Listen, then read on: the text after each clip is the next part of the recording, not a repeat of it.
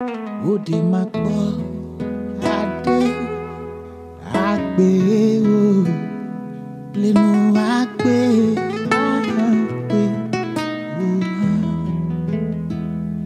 yeke machoye bechi akafu o mawupe amenyonyo adegbe pa